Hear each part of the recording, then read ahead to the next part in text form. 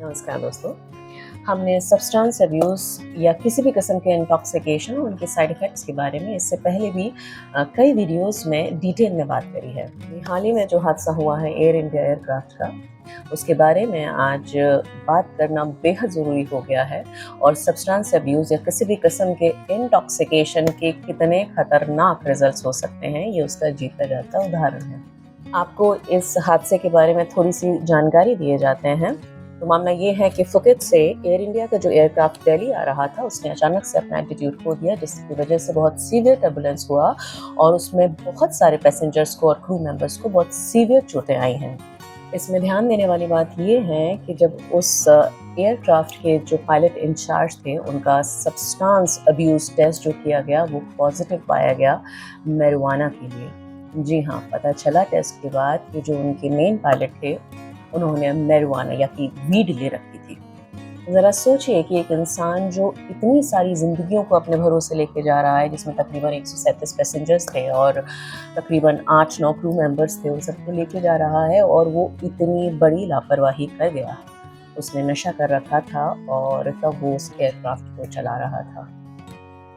हादसा बहुत बड़ा था, बहुत से लोगों को बहुत ज़्यादा चोटें आई हैं, लेकिन सोचिए कि अगर वो चीज़ बैलेंस नहीं होती, तो जितने भी क्रू मेंबर्स थे, जितने भी पैसेंजर्स थे, वो सब चले जाते, कितने घर तबाह हो जाते।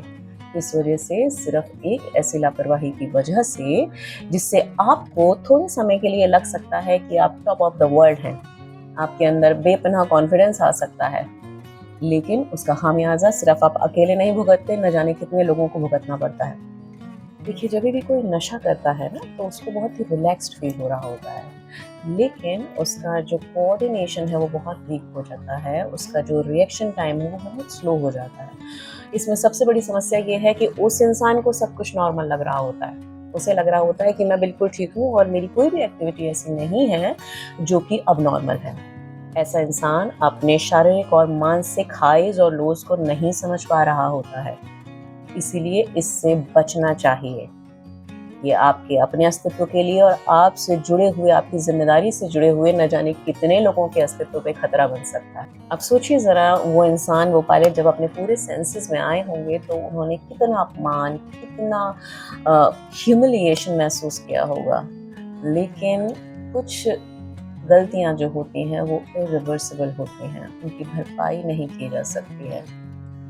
इसीलिए हमेशा हम कहते हैं कि किसी भी किस्म का जो नशा है, वो किसी भी तरीके से किसी के लिए भी सही नहीं है। इसीलिए always say no to any kind of intoxication. समझे?